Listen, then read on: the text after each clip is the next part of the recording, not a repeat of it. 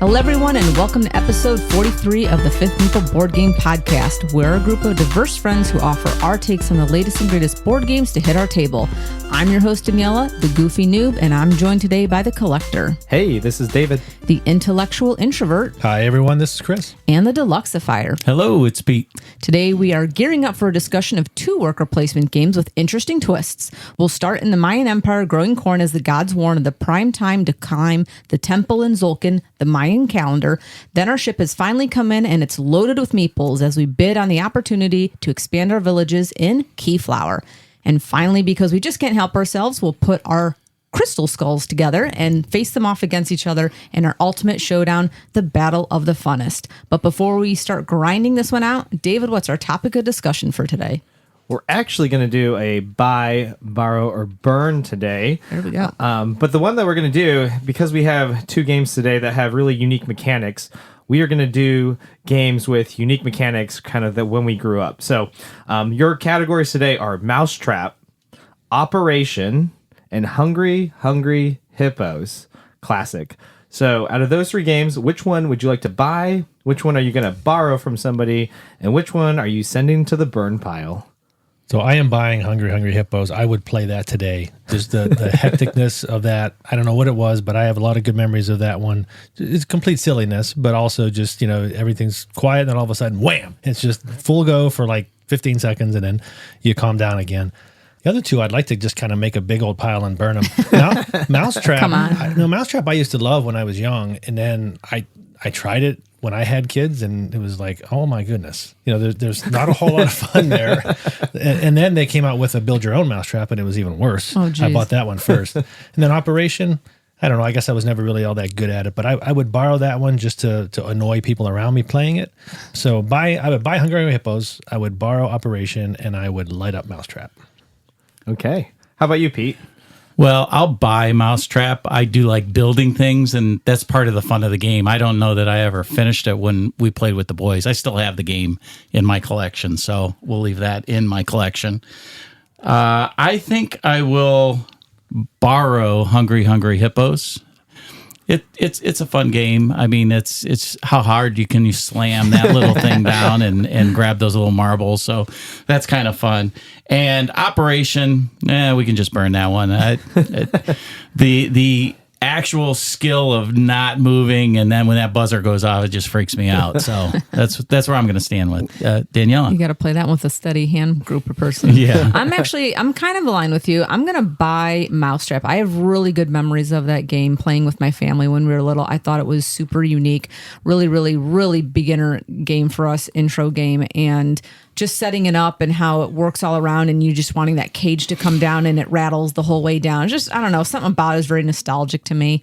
I'm probably going to borrow Operation. I actually do like that game because I like working with a steady hand sometimes, and it's the challenge of getting those little bones and things out of the Operation guy. Nothing more to really say about that. And Hungry Hippos, I'll burn it. There's no skill. It's just there No and skill. slap the thing to death.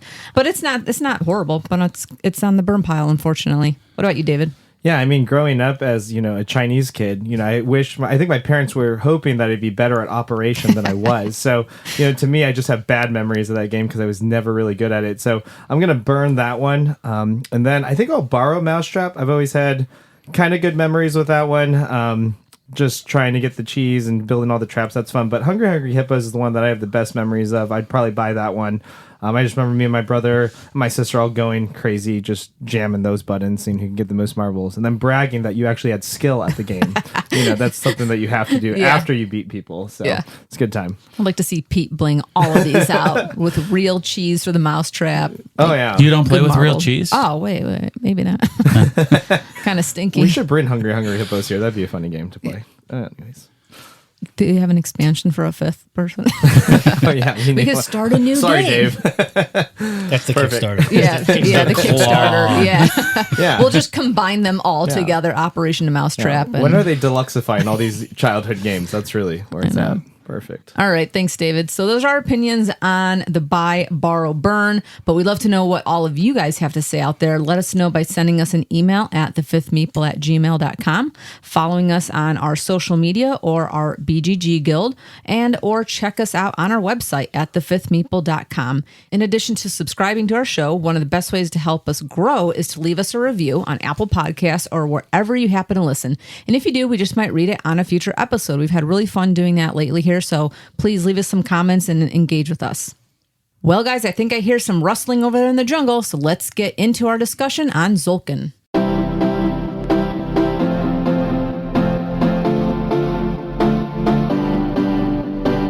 Tzolk'in, the Mayan calendar, is a 2 to 4 player worker placement and retrieval game themed around the Mayan civilization and their famous calendar. Players lead their tribes to produce food, extract resources, construct buildings, and develop technologies, all in an attempt to please the gods. The game expands to 5 players with the Tribes and Prophecies expansion. The main portion of the player board consists of a central gear surrounded by 5 other gears. At the end of each round, the gears turn, advancing time and moving workers around the outside gears, changing the actions that are available to them. On your turn, you must decide if you will place workers or retrieve workers. On any given turn, you must choose one and cannot do both. When placing workers, you must place at least one worker, but can place up to as many as you have. You can place workers on any gear at the lowest available spot, paying corn when placing a worker anywhere beyond the first spot on the gear, or if placing more than one worker. If you don't have enough corn to pay for it, you can't take the action. When retrieving workers, you must remove at least one worker, but can remove up to as many as you want to. Any worker removed grants an action based on its current location. The Palenque gear allows you to harvest corn or wood from the jungle. The Yaxchilan gear provides access to a number of resources, including wood, ore, gold, and even crystal skulls. The Tikal gear allows you to climb steps on temples for later points and resources, to build buildings and monuments that grant immediate or later benefits, or to advance on technology tracks that provide various benefits when taking other actions. The Yoksmal gear allows you to trade resources for various benefits, gain new workers, or clone other actions. And the Chichen Itza gear allows you to offer crystal skulls to earn the favor of the gods. At 4 times during the game, you must feed your workers with corn, losing points if unable to feed them all. Players also earn either resources or points at these times based on their positions on the temples of the gods. After one full rotation of the center gear, the game ends. The player with the most points wins, while the rest are given to the gods in a brutal sacrifice. Tzolk'in, the Mayan calendar, was designed by Simone Luciani and Danielle Tassini and was first published in 2012 by Czech Games Edition. All right, guys, so we've played this game a couple times, and let's talk about some of the things that really make this game unique, draw a little bit of that thinking cap for us, and just kind of talk about some of the things that, you know, the board in and of itself is extremely unique. I mean, that wheel that spins all the other dials around and moves, it's super interesting. And let's talk about the theme and all these other things. So anybody have anything first? I love the idea of that gear and the planning that has to go into that. Especially, hey, it's just not linear. That puts a twist in it. You got to figure out which spot it is. But that I always talk about, hey, solving the puzzle within the game. To me, that's a great puzzle and really, really unique, awesome table presence for that. Really neat how they go around. But sometimes a tough nut to crack as far as figuring out. Mm-hmm. Yeah, because you're playing your move, I would say, at the moment, but you're also playing a couple moves in advance. And you better have that timed and dialed in right. Yeah, it really puts a different spin on the worker placement. Thanks, Pete. I was waiting for the boom boom. No, I agree. It's a very unique mechanism where you do put that worker down, and you know it's another game where time matters. Mm-hmm. And the longer you wait, the more powerful those moves are, and those resources become. But there's that balance of when do you pull that off, and you know, do you keep pushing your luck? And there's times where you actually run out of workers and you have to pull them back because you don't have any more workers to put out there. So it does make a really unique placement on the workers, which I really like as my games with worker placements. And that happened to me a couple of times where I thought I was putting together this amazing combination. Then I realized I actually have to take one off. Yeah. Right? What I thought was amazing was now just crap, and I've just wasted a couple turns to do it.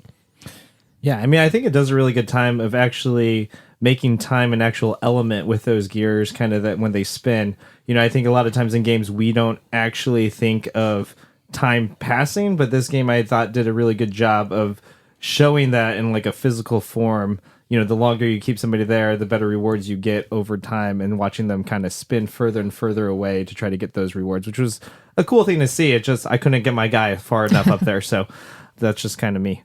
Or you were right there and then someone Dave had to advance the thing twice. Oh, we're going to talk about that. We're going to talk about that later for sure. But yeah, overall, I really enjoyed in this game the puzzle within the puzzle. It seemed like for me of where do I need to go, and to your point, Chris, of putting the meeples on and off, trying to figure out a couple rounds. I would say I played wrong on this, where I had too many meeples out and I needed to then pull them off, but I wanted them to advance on their center circle. And a couple times I was just like, man, I really played those incorrectly, where it worked against what I was overall trying to do. And then it damaged those rounds for me, I would say, like overall. But that's the learning experience of this game, is how many do you play?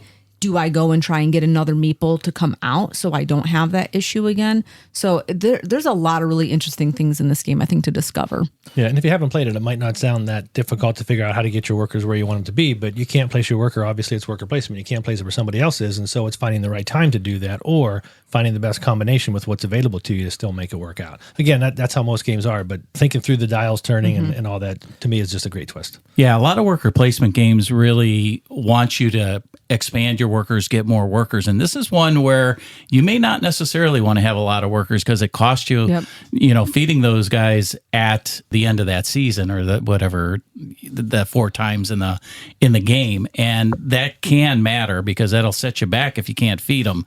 Now, there are cards that allow you to kind of soften that blow and, give you some extra resources, which you're spending resources to get that, and sometimes it doesn't feel like you're getting ahead.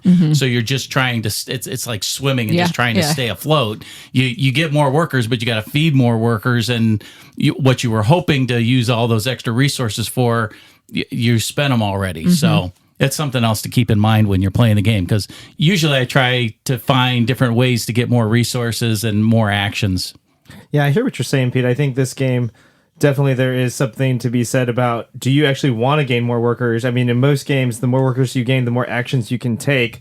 But I do agree with this. In this game, I'm not sure that's always a winning strategy to gain more workers here, because it creates sometimes more problems for you on the back end to try to keep them alive, because this game's vicious in that, if you can't feed people, you're going to minus points every round.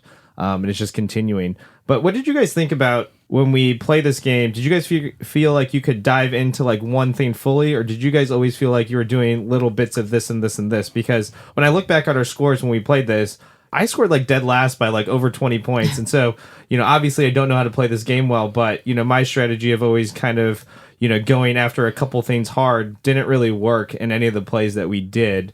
I was just curious because most games I'm not 20 points behind everybody, but this game I was. So. Yeah, I went all in on Crystal Skulls, one of the games we played, and it turned out working out. But I think the tough part of doing that is, again, there's only so many spots, and you've got to really be able to link things together. And so it's not just getting the right spot, it's getting the right combination of spots that I think makes it more difficult.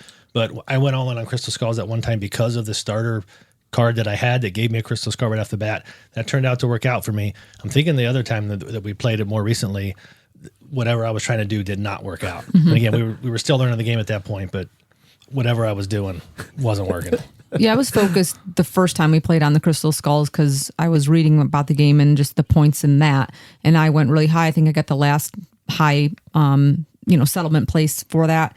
But the second time I didn't do that. I was trying some other things, trying to get some different resources, trying to move up on another track, David, that you had actually played in the first game, where you can use a spot on the wheel to go anywhere or do any action of the other action. So I was trying to play out a couple different things, and I think you need definitely a couple times to play this to understand what do all those actions do and how can you link them for yourself. But I don't think you can do everything. And I think you really need to focus on a track early on, maybe depending on the beginning card that you get, and hone in on that. I just don't know if you can do every track and go up on all the temple tracks and things like that. It just, to me, it's too much. Yeah, I think it's finding the right combination.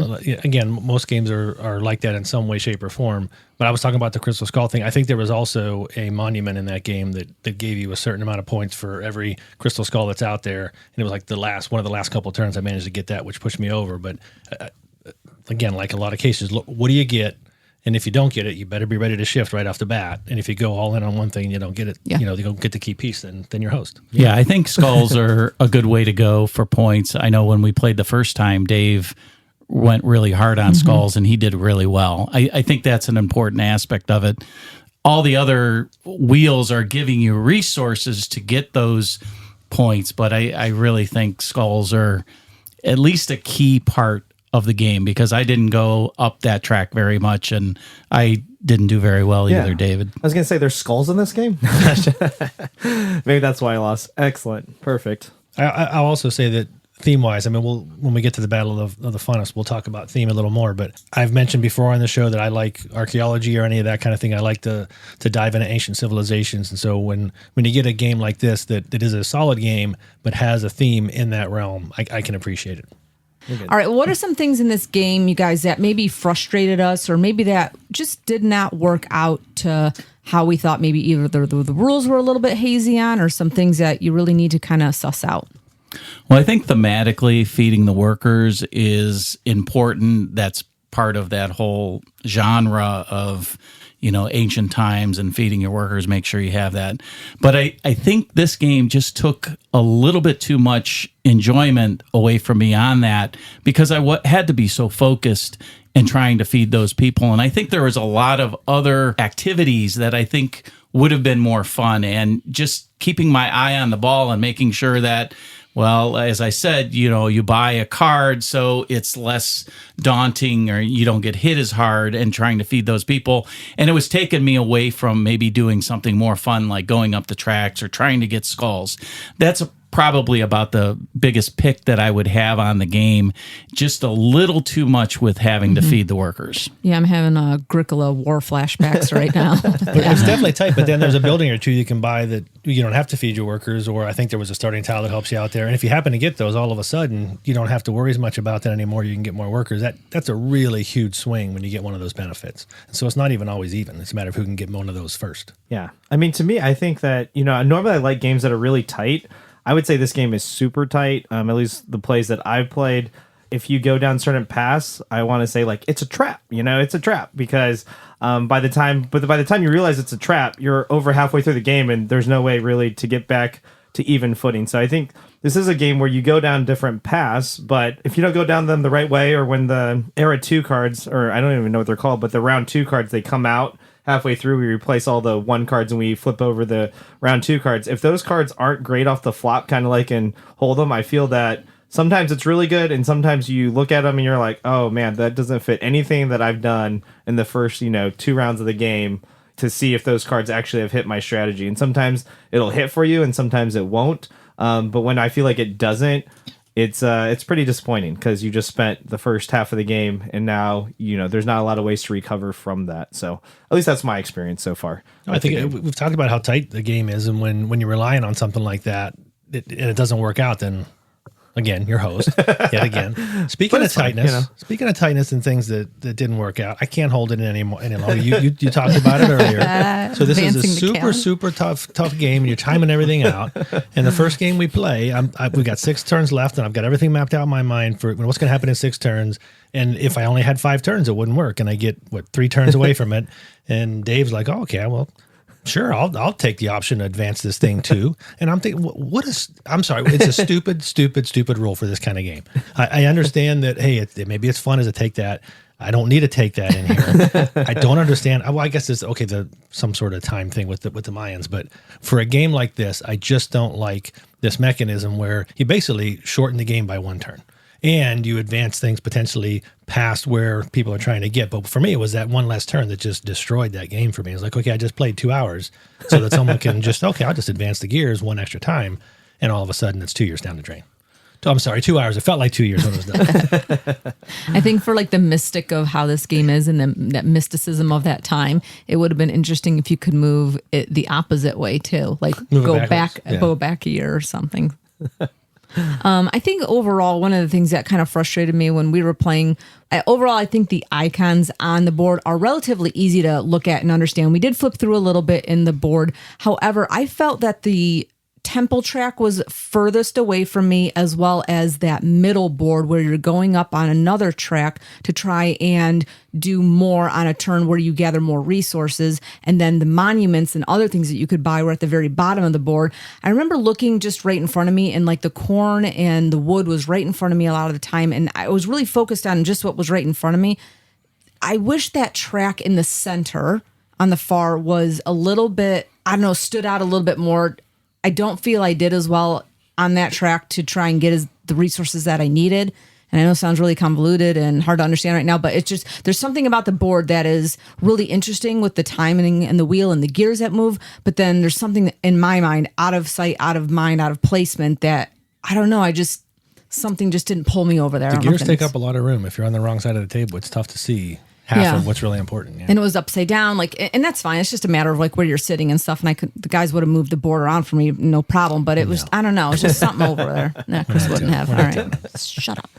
That's why I lost. I was on the wrong side too. No, just messing. Yeah. All right. Well, I think those are our thoughts on the game, the good, the bad, and some of the things that frustrate us. How about the collector's corner?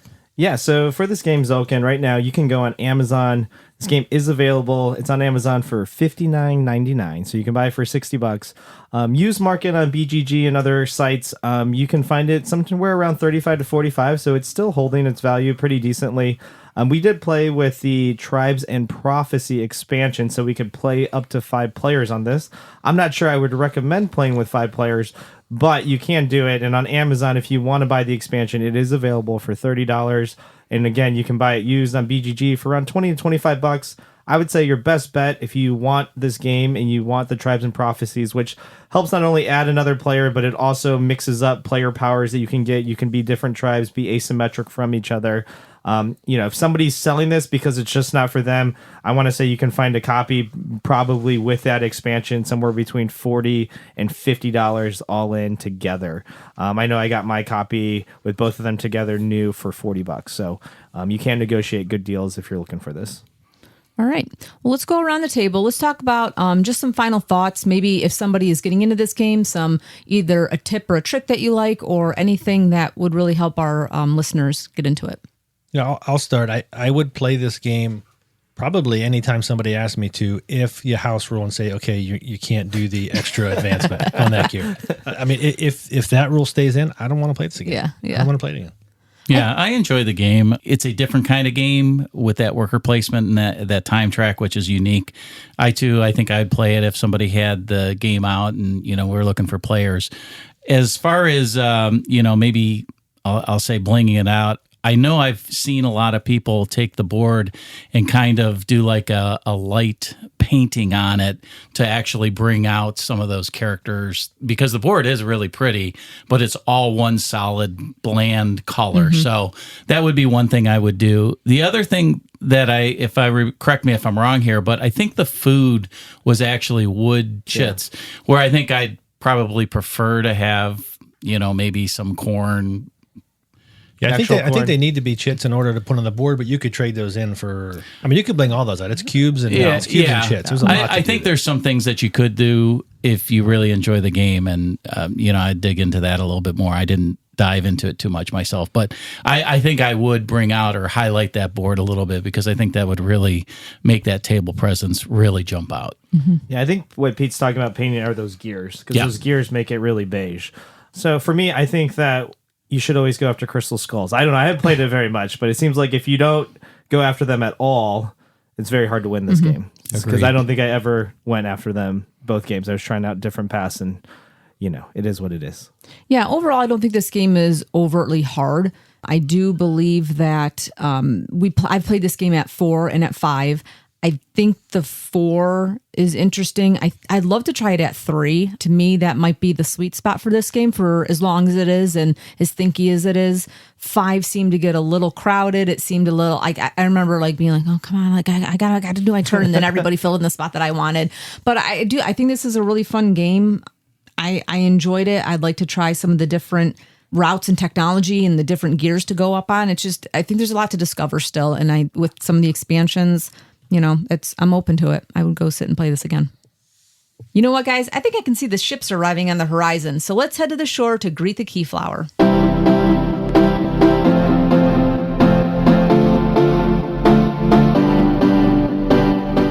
Keyflower is a 2 to 6 player worker placement, auction, and tile placement game where players navigate the medieval seasons to expand and upgrade their villages.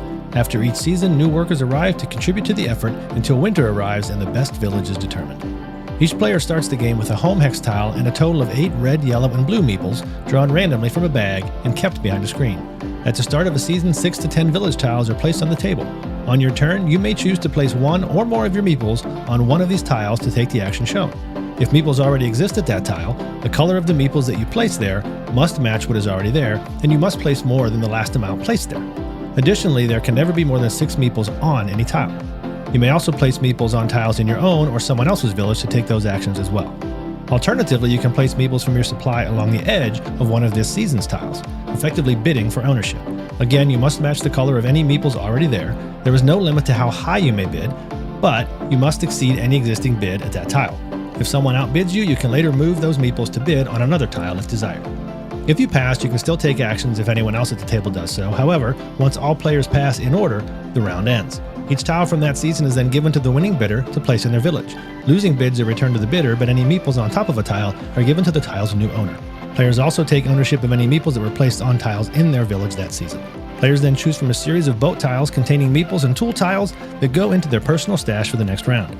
The order of choosing is also bid on during the season. For winter, each player chooses 1 or 2 tiles to place on the table for bidding, each of which provides various ways to gain game end points. Up to that point, only they knew which tiles they had to choose from. At the end of winter, instead of recruiting new workers, players draft a final set of tiles to add to their villages for points, and the player with the most points wins the game and gets to label all the other players as village idiots. Keyflower was designed by Sebastian Bleasdale and Richard Breeze and was first published in 2012 by R&D Games. All right, there's the Nina Pinta and Santa Maria right there. All right, here we go. So let's talk about, once again, in this game, some of the things that are interesting, some of the components that we liked, key moments in the game that we played on liking this. I'll start. If you like auction bidding games, I think this game is you're gonna love this game. It combines worker placement with that, but in a way where there's a lot of bluffing and strategy that goes with auction games, especially in rounds where you can pass but yet come back in as long as another player does an action. So you're not necessarily out, but you could sandbag a lot in this game and really try to get somebody low on meeples so that you can kind of ambush them at the end and really mess people over because you have more colored meeples now of a certain type than they do, and there's nothing they can do to react. So this game, if you like auction games, and especially auction games that involve timing, then I think this game is going to be right up your alley. One of the things I really enjoyed about this game was the tile placement with the villages. I really enjoyed this the first time we played. I thought, making your little village, there's some end game points that you could potentially have with creating roads and just interesting ways to move about this place. Gathering those tiles was, overall enjoyable to me. And then having people come and bid on your space for what they needed, whether it was a movement or whether it was actual resource exchange. Resources and things like that. Mm-hmm. It was, I like that really. I like that part of this game. Yeah, I think it was interesting because the first season, all the tiles that come out generally have to deal with getting resources. And that kind of lays the foundation of the rest of the game. So you can use other people's, towns and gather resources. And it's kind of a win-win because they're getting meeples and you're getting stuff. So you kind of want people to come to your area. Mm-hmm. Then the next season, it kind of shifts to a different kind of play. So as you're going through these different seasons, the spring, summer, fall, winter, the game changes and progresses in a different way. Because I think we were talking about that. I think one of the first rounds, we didn't buy a lot of those tiles. I think we were fighting over resources and stuff, and those weren't distributed amongst all of us, where I think that changed the game dramatically from the way that the other one does. So I think that's kind of interesting. I think there's a lot of replayability based upon how the game plays out. And I don't think everyone's going to be the same. Yeah, that's interesting. Good points. I think it's always interesting when a game does something different than most other games do, or just does something you're like, wow, I gotta wrap my head around this. And then once you do, it's just, okay, it's normal. And I do normally play green. No one's playing green. No one's playing blue. You're playing a position, right, a direction on those tiles, and anybody can put out red. Anybody can put out yellow. Anybody can put out blue. And that's just takes some time to wrap your head around. But it's just interesting to me that, okay, once it clicks though, it's just normal. And you're just, when you're playing Keyflower, that's what you're doing. But it takes a little bit of time to get your head through that and figure out. I think Dave, who we play with, who always plays blue, a couple of times, he kind of mistook what was actually his meeples because he saw blue meeples out there. So it takes a little while to get used to, but then once it clicks, it's pretty clever. You know, and to me, what I'm going to say now, some people might say it's a negative. I actually, when we first played this game, we played the directions incorrectly. We stopped at the auctioning at 6 meeples and kind of flip-flopped that. That was my fault. Read the instructions wrong. But to me, that game was much more enjoyable than the second game that we had played because we had all gotten tiles. We had all had them out, and we were way more advanced the first time we played versus the second time. I thought that really helped us advance. I felt the second game I got absolutely no resources to do much with, and then I'm looking at everybody else. I'm like, oh God, please just flip that tile. I need that one like right there. Can you advance it? And if you don't have either gold or the little square tile that you need with an axe or something like that, you're really stuck. I mean, you can have the best village you want, but I don't know. I don't know what you guys thought. I really enjoyed that first game a lot. The second game, I was like, I don't like the real rules. The second game was a lot more vicious, I think, as far as being cutthroat. I mean, it was, I was definitely part of that. So this is one of the games where I really feel like you're given, I think it was 2 end game tiles. And everybody's given 2 random ones. And at the winter stage, you can choose to put both of them into the middle to be auctioned out, or you can only choose one of them, but you have to at least choose one to put into the middle. And I think this is a game where even though you're doing a lot of things, you have to keep in mind that the game is always about victory points, especially in a game like this. I think sometimes it gets lost in the sauce, and it's not like other games where you're scoring some here or there. It is a very, I feel like, vague thing. It's like more opaque in this game what actually scores, because you might be doing something the whole game and have a great map, but nothing on it's going to score. And yet you feel maybe accomplished, because I think the second game we played, I barely had anything on my map, but I had a ton of points. And so I know Pete over here had like a zillion tiles, and you had way more tiles than me too. But for whatever reason, I was more focused on driving points based off end game goals that I knew I was going to want to bid on at the end myself. And that therein lies my major gripe of the game. You had an end tile, a winner tile, that you could really build an engine for and use to try to drive towards. That game we're talking about, where you had, I think that end goal, you had 40 points just from that. Right? And you were able to work for it. You saw a tile come out and wisely grab that one to get that engine going. What I had to work for is one of my winner tiles was, win this tile, get 12 points. There was absolutely nothing to build towards for that. And the other one was, it's like 5 points for every five extra resources you get. And you can't get enough resources to score anywhere near off that. So I didn't really have anything to work for. And for me, if you don't know what's going to score those points at the end, which other than upgrading your tiles, for the most part, you don't until you get to the winner, you're just kind of running blind for potentially a couple hours. And along those lines, I was watching David, because I know he was coming to my area, and he kept grabbing tiles. And at that last season, when that tile came out, I actually thought I should just take it. I should have taken. What did you do? Well, because if you take it, then you're also sacrificing your own game. Exactly. Gotcha. Right. So there's that.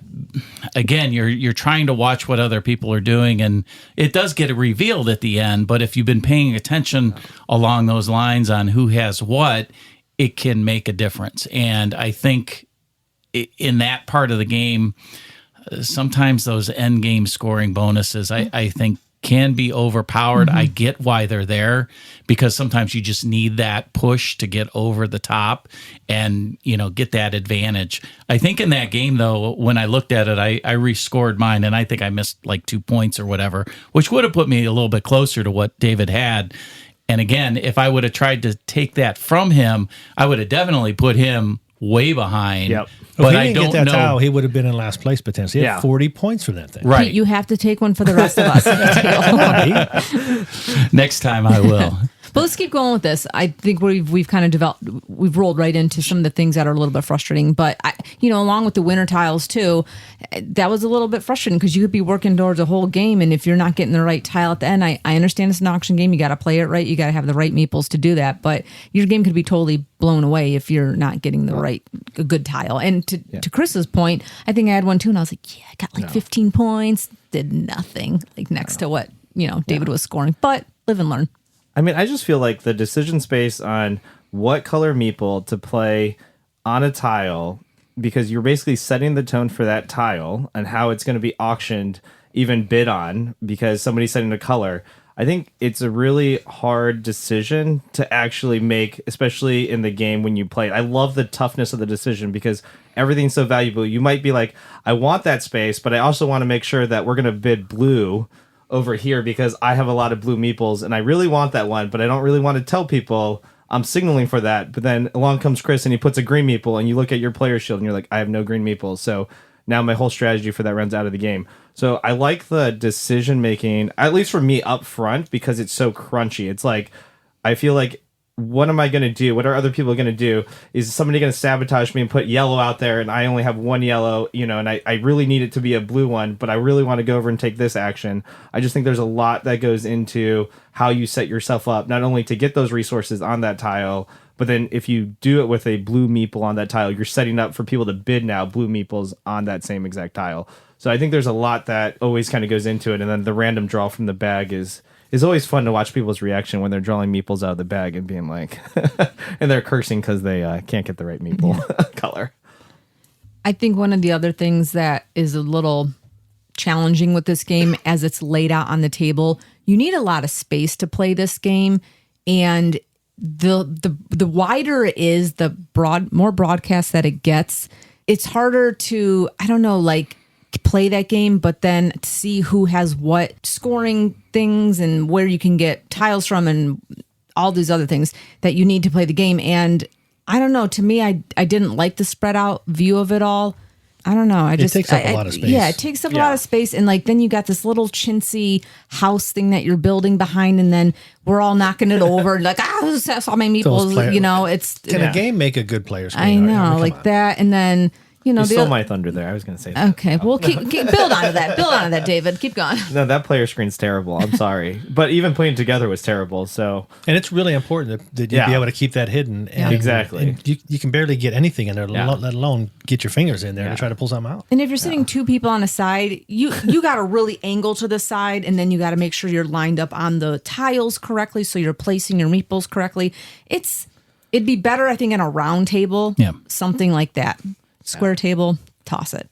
Yeah, the player screen, though, because it's so important to keep everything hidden, the screen is just so bad. I don't know, maybe they had small hands in playtesting or something, but all of us sitting around this table, I was always knocking it over, and then I'm like, oh, don't look at what color I have, because, that's half the surprise I feel like in a game like this. Well, that's key to strategy of people not knowing what you have and can outbid them or whatever. Know the right amount of it. It's key. Keyflower hat. Yeah. I'm just messing. The only other negative I would have is because I feel like this game, we play a lot of worker placements games, but I was looking at the weight on BGG, and some people go off it, some people don't, but it was only rated like around a 3.3.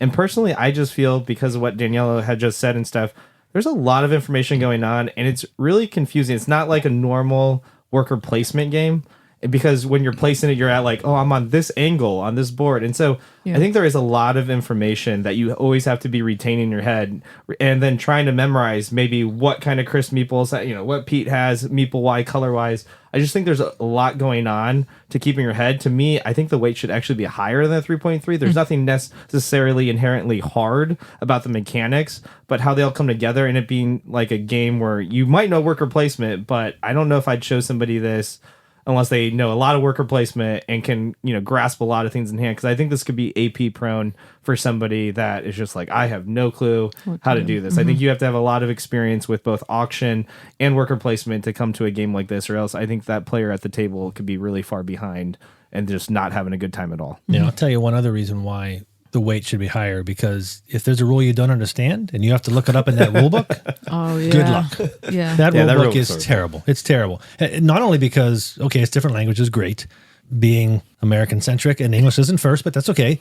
But once you find that section, you still can't find what you're looking for. Yeah. Being able to find anything in there says, just make something up and keep going with the game. Yeah, I think we did that one time. At one point, we're like, okay, what are we all agreeing to? That's how we're playing it. Yeah. Yeah, I actually looked it up. I thought the weight was going to be heavier than the other game, Tzolk'in, and I was actually really surprised when it was actually lower. And that did surprise me a little bit, because I think this game is a little bit harder to teach than the other game, which to me would kind of elevate that, what makes a game more complex. And I think that's part of it. I think once the mechanics are fairly simple, but I think the strategy's a bit deeper, as we talked about. Yeah, and I think there's two pieces that go into weight. How complex is it to grasp the rules, but then how complex is it to actually win the game and build the strategy and put everything together? Mm-hmm. Yeah, good point. David, take us to the collector's corner on this one. How much is Keyflower going for? Yeah, so Keyflower right now on Amazon is going for $64.17. So almost the same price as Tzolk'in that we just talked about. On the used market right now, it's going anywhere between $35 and $45. So again, almost the same range as Tzolk'in. So, comparably, when you look at both of these games, if you're buying them, they're about even, all the way across the board as far as if you look at price. All right, let's go around the table and talk about some final thoughts on this game and maybe some helpful pointers you'd give to our listeners. Well, I'll start. It sounds, as we had our discussion, it sounded like we had a lot of hate on this game. And I don't think it's a lot of hate. I think there's a lot to take in with the game. Chris might disagree. Some might agree on the hate, but I think the game actually, as we said, it's a very unique twist on worker placement. Everybody's using the shared meeples as resources. I think that's really an interesting mechanic. And, as those come out or they go on your board, they come back to you. So I think that really is what draws me to this game.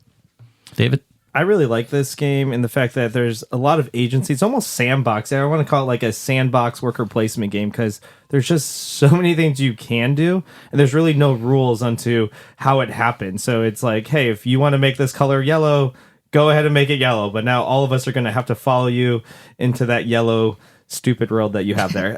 So I think there's a lot of different ways to play this game. I don't know if I've seen all of them, but I think the problem, maybe because it's a little sandboxy, is that it's hard to figure out a defined strategy if that's something that you look for early in the game.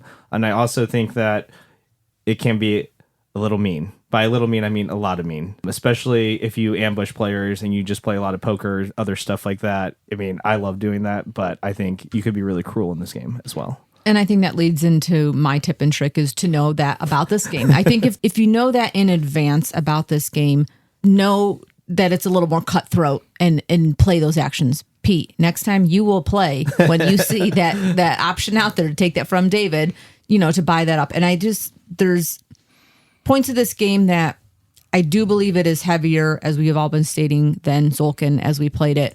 There's a learning curve here. It's pretty difficult to understand, to David's point again, all the little intricacies that could come out in this game. And I think overall, I'm obviously not recommending this for any type of new worker placement, people getting involved in the gaming world, but know some of the things about the game in advance. And a lot of that maybe sometimes comes out in the game as you're playing it. But moving forward, try to know that if it's cutthroat, play that way.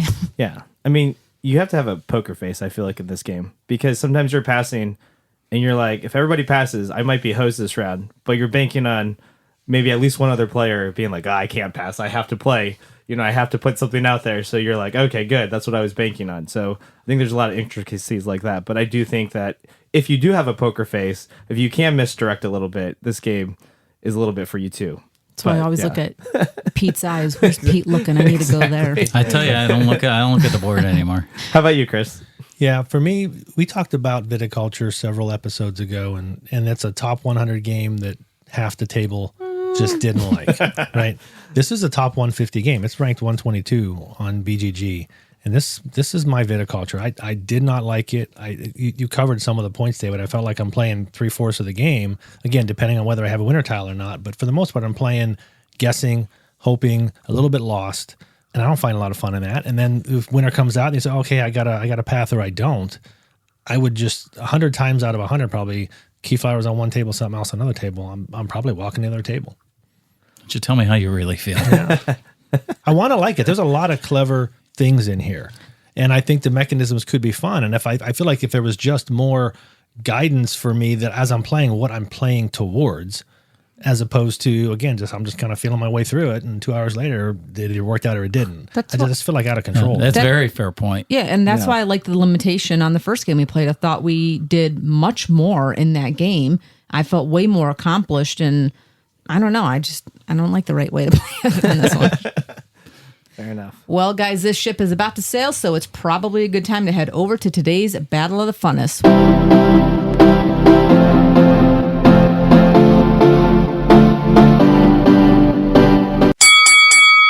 All right, everyone, the moment of truth has arrived. It's time to separate the men from the boys and the games from the toys. We're pitting these games head-to-head against each other in the ultimate face-off. In one corner, weighing in at 3.67 out of 5, with an overall BGG rating of 7.9.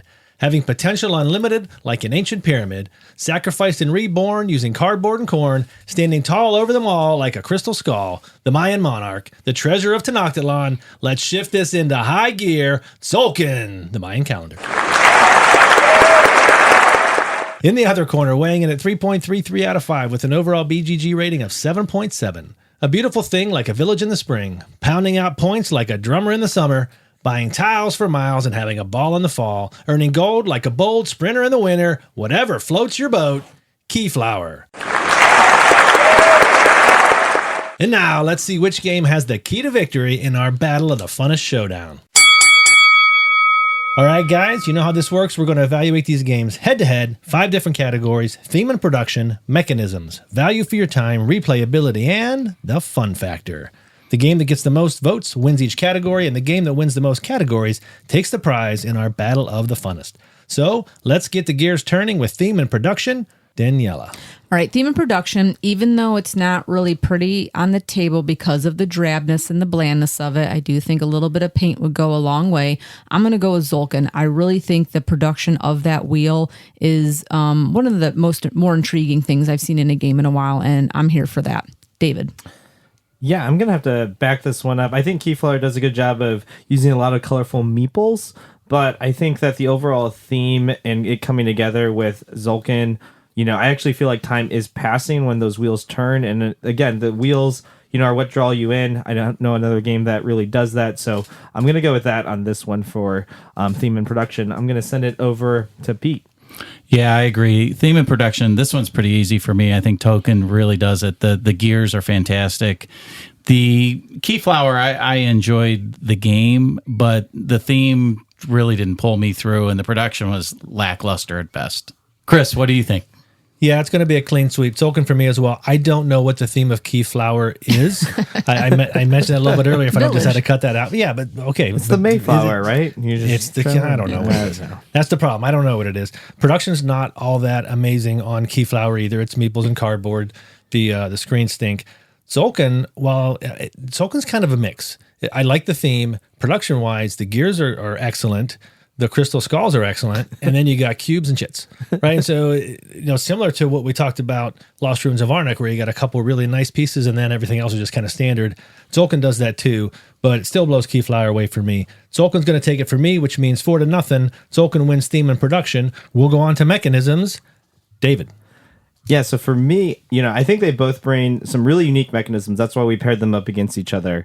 But to me, just in my wheelhouse is Keyflower's mechanism. I just love the auction worker placement mechanic. I like all the thought process that goes into it, and I just love the agency that comes with, hey, it could be anything you want, but if you want it to be something, you better make it something.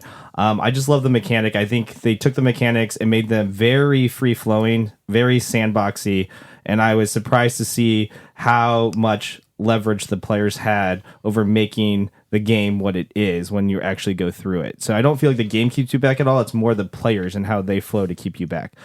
Get it, flow? No, anyways, I'm going to pass this. I'm going to pass this over to Daniela. Yeah, so I think those are good points, David. Honestly, I think there are some. Okay, all right. Boys, that's all right. Separate the games from the boys. No. Mechanisms overall. When we started rating these games, and we knew for us internally at the Fifth Meeple what was coming up, I was not excited about these games because of the ranking of them, of the weight, I should say, not the ranking. The weight of these games, they made me a little nervous. When you're looking them over, you're like, man, I don't even know what's going on here. When we sat down to play, Tzolk'in came through. There's some things that are still yet to be discovered in that game, but I played the game and I knew what I was doing by the end of both games, and it was great. Keyflower was a little bit more dusty, in my opinion, and a little bit. I like the way we played it the first time. I think if the rules changed to Daniela's version, I would like it more. So I'm gonna have to go with Tzolk'in. Keyflower. Chris, yeah. Keyflower. Yeah. So you went with Tzolk'in then? Yes. Okay. So before we played these games, I would have thought, okay, Mechanisms is going to beat Tzolk'in. It's got that gear. It's going to be awesome. Kind of was. Until it pretty wasn't. cool. Until it wasn't, yeah. But I mean, it's pretty cool where, hey, you can put them on or take them off, and you're getting, you're not getting things from placing your workers. You're getting the actions and the powers actually come when you take them off, and then deciding exactly when to do that. Sometimes you don't necessarily get them all on before you take them off. I am talking about a game, right? Right. Yeah. Okay. But then you get to that point and you say, okay, and I got this whole plan, and then Dave, spins the gears 2 times. So that mechanism stinks. I hate it. Now at the same time, when I go to Keyflower, I agree. Hey, it's I enjoy auction games and bidding and all that. I want to know what I'm bidding for and what the value is of what I'm bidding for, and I don't feel like I know that in Keyflower, so I could enjoy it more. I can house rule around the beef I have with Tzolk'in. I haven't got a house rule yet for my beef around Keyflower. I'm going with Tzolk'in. I'll kick it to Pete. Chris wants my rules too. Yeah, Mechanisms. I had this one really close as well, but I'm going with Keyflower. Only because I think the mechanisms on placing those workers and that interaction with the players is just more exciting to me. That battling back and forth. Am I fighting you for this spot and things like that? Token, I really like the mechanic where the wheel goes around, but the wheels keep spinning around, and I don't sometimes feel like I have as much control over my move in Token that I do on Keyflower. So I'm going to go with Keyflower. All right, so we have a 2-2 tie. By the way, if you're keeping track, that's 3 different ways Pete has now pronounced Tzolk'in. We'll let you know the final tally at the end. Tolkien. But we have a 5th meeple that plays with us. He played both of these games with us. He breaks our ties when he's available. Pete, what does Dave have to say with respect to mechanisms? Okay, and I have Dave's vote, and his vote for mechanisms is Keyflower. Wrong. Wow, nice. I like you, Dave. Yeah, I did not see that coming. I didn't either. Usually, which is something to be said for this game, because Dave historically does not like auction games, right? And Keyflower is an auction game, and so there's obviously something about this game that speaks to him if he likes the mechanisms in here, a lot of which is bidding. So, all right, so Keyflower takes mechanisms to tie it up 1-1. Let's move on to value for your time. We will start with Pete. Yeah, I enjoyed Tzolk'in more than Keyflower. When it comes to value for your time, I mentioned it earlier that I think it's an easier teach than Keyflower, and to me that's kind of important. The time went by quickly, I thought, with Tzolk'in, so that's what I'm going with. Daniela. All right, so for me, for value for your time, I'm going to go with Tzolk'in. I know I'm kind of just going straight across the board here with this game, but I think the player interaction for me was a little bit better. If I have a little bit of time to sit down to play with my friends and I want that to mean something, I'm going to look for something that does have a little bit of that interaction. The auctioneering, I don't really love auction games. And so for me, it's a little bit arduous. It's a little bit, you're sitting on edge like the entire time, like a little bit waiting for that. So it just, for me personally, that's just the personal preference of what I do and don't like. David, what do you got? I feel the opposite. I feel like Keyflower is a lot more exciting. I feel like there's moments in there where I'm hoping somebody doesn't come and take my tile that I bid on because I just know they're sandbagging me, and I'm hoping that they go somewhere else with their 3 meeples or 4 meeples that they have. But when it comes to time itself, even though Tzolk'in's a game about time, for whatever reason, I felt like that game went slow to me. Maybe it's because I wanted to take those gears and I wanted to spin them, and they never really spin. They just go dink, dink, dink. And to me, it's like, why have gears if you can't spin them fast? But anyways, that's just me. I think Tzolk'in just goes a lot slower for me. Kicking it over to Chris. Because when you spin them faster, Chris gets upset. and it ruins his mood. I'm going with Tzolk'in, not because I think Tzolk'in's all that great. I think it can go a little long, especially if someone has some AP, especially if you have a lot of players. I just feel like I get more out of that game than Keyflower, where when I finish 2 hours, it's 2 hours I'll never get back. And again, how do I really feel about it? I'm going with Tzolk'in. Tzolk'in wins that one 3-1, which means it takes a 2-1 lead over Keyflower. Let's move on to replayability. I'll go to Daniela. For replayability for me, I don't think either of these games are standouts for me. I'm actually even unsure if they've got expansions to them or if there's more worlds to discover for both of them. I will say, talking about the base games here, we did play an extra player in Tzolk'in, so we did have a little bit more to work with, but it wasn't anything that really threw the game one way or the other. I think if, for replayability, I felt I did more in Tzolk'in. And again, in Keyflower, I thought and felt that I had seen a lot of those tiles in the previous game. We played kind of the same tiles in the next game. I personally don't think I did anything different. That could just be the noob in me that I need to grow and expand a little bit. But for me, Tzolk'in is going to take this one. Pete. For replayability, I'm going to go with Keyflower only because I think the interaction with all the other players really can change how the game plays out. With Tzolk'in, I think there's a fixed way to win. I do think that the skulls do matter, and I think you're just going to be kind of tackling that. I think it's more of one directive. Now there may be ways to win it, but that just seems on the first few plays that really shows out to me. Whereas with Keyflower, I just see, we got different tiles coming out at different times. Some tiles do come out, some tiles don't come out. The random meeples that you get and the colors really going to change it up. So for me, replayability, Keyflower. I'll go over to David. For me, on replayability on this one, I think they both have a lot of replayability as far as if you want to play these games at a high level, I think you need to play them a lot, probably a lot more than we all played them. And so for that fact, if it's something that you just want to get into on a competitive scene, I think there are multiple ways to win in all of these games. And I think it's something that can be a competitive game, meaning that the more you play, the more competitive it can be. And I think it could be more fair once you start to know what gold tiles and other stuff are out for both of these games. That being said, though, for me, replayability, I'm going to go with Keyflower. I like the player interaction a lot more. I like that you can mess with people, I feel like, a lot more than just spinning a dial twice. But now that I know it messes with Chris that much, I might have to go play Tzolk'in a little bit more just so I could spin that dial twice. No. Kicking it over to Chris. Yeah, for me, replayability, I think there's a couple things in that for me. Number one, how different is it each time you play it? I think they both can be different. I feel like there's so much to explore with Tzolk'in. You can go different paths. The other thing is, how much do I want to play it? And that's definitely Tzolk'in. So for me, it's Tzolk'in here. We've got another 2-2 tie. We go back to Pete to see what Dave, our fifth meeple, had to say to break another tie, this time on replayability. Yeah, replayability, Dave is going to go with Tzolk'in on this one. All right, Dave is really giving us the details as to why, but Tzolk'in Dave, that's terrible. But Tzolk'in takes replayability to take a 3-1 lead. We'll finish this off with the fun factor. I'll go first because everybody knows where I'm going. I'm going Tzolk'in, unless, of course, somebody spins that gear twice, in which case I'm flipping the table and walking out. David. Well, now that I know Chris is going Tzolk'in is a game where I played it a couple times. I don't really feel like I have a lot of agency. I'm going with Keyflower on my vote. I just feel like there's more fun moments in Keyflower, more big moments.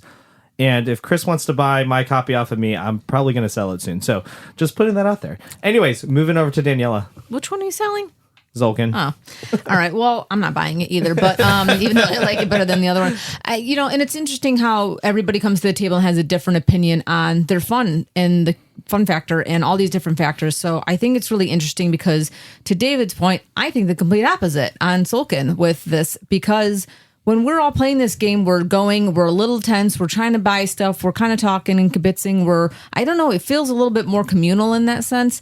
Keyflower felt very, colonial, there's a colonial woman on the wing, like what's going on here? I don't want to go back to that time. And so I'm not going to. Pete. All right, we're going downhill. You want to go back to when they were just sacrificing women off? Well, I would be at the top. Okay. I would be. You'd be at the top, ready to go into the. No, I would be putting the heads down thing. Oh, okay. All right. Well, I am going to choose for fun factor Keyflower. Just the interaction with the different players really is what I enjoy in the games, and I think I get that interaction with the bidding aspect and the bluffing and all that. It's just a little bit more interactive for me than Tzolk'in. All right, so another 2-2 tie on Fun Factor. Let's see what Dave had to say along with his long-winded explanation as to why. All right, well, his long-winded explanation is Tzolk'in. Man, I just think Keyflower, if they would have had blue skulls, we probably would have won all these categories. We might have. Could be. But we didn't, and so Tzolk'in takes fun factor, and that'll do it with the score of 4-1. Tzolk'in, the Mayan calendar, shifts into high gear and wins today's Battle of the Funnest. All right. Well, folks, that brings us to the end of yet another episode of the Fifth Meeple Board Game Podcast. We hope you enjoyed our discussion. And if you'd like to get in touch, just email us at thefifthmeeple@gmail.com or reach out to us on social media. Thanks again for listening. And until next time, may you always be running in high gear, which has to do with the gear in the middle of Tzolk'in, just in case you didn't understand that. Also, before we go, I would like to add one deluxifying year to Pete, our birthday boy. Happy birthday, Pete. Happy birthday, Pete. Thank you, guys. All right. Goodbye, everyone. Bye-bye. Goodbye. Adios, amigos.